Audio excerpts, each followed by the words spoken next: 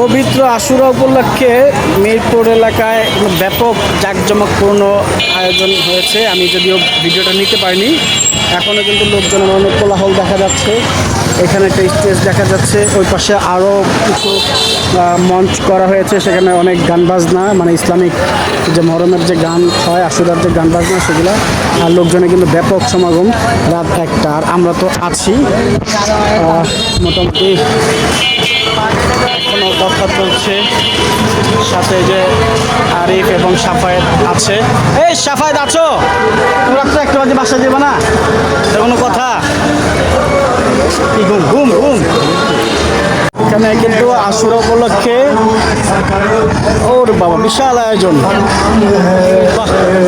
বিশাল আয়োজন, গান চলছে মাশাআল্লাহ।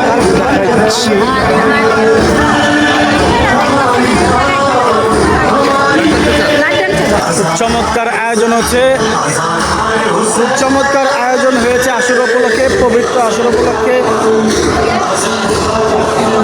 রাত কিন্তু 1টার উপরে বাজে।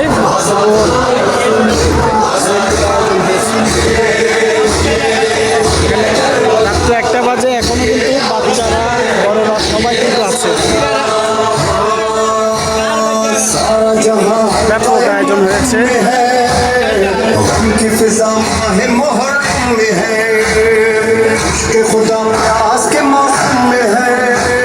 রাত 1টার উপরে বাজে, কিন্তু লোকজনের সমাগম কিন্তু এখনো কিছু কম নাই। আমিও উপস্থিত রয়েছি, যদি আমাদের আরেকটা প্রোগ্রাম নিয়ে আমরা আলোচনা করার জন্য আসছি, আমি সাথে আছি।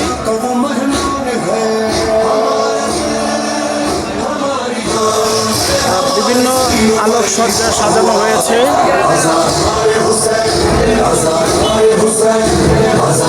একটি রক্তাক্ত সিম্বল দেওয়া এবং অনেক ফ্ল্যাগ লাগানো আছে। মার্শাল অনেক সুন্দর লাগছে, আমি জুম করে দেখানোর চেষ্টা করি।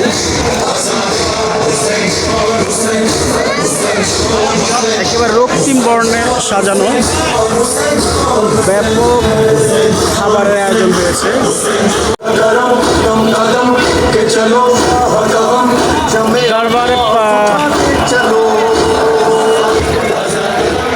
দরবারে পাঞ্জাতানি ইমাম বারগাহ প্যান্ডেল সহ এলাকা।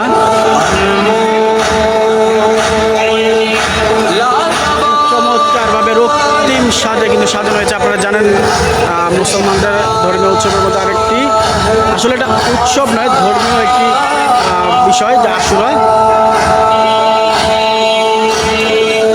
এখানে কিন্তু অনেকেই, বললাম তো 1টার বেশি বাজে, তবুও কিন্তু অনেক লোকের সমাগম।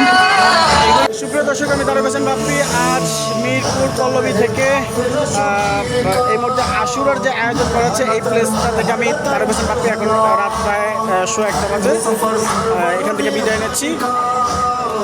তো সবার জন্য দোয়া রইল, শুভকামনা। সবাই ভালো থাকুন, সুস্থ থাকুন, আল্লাহ।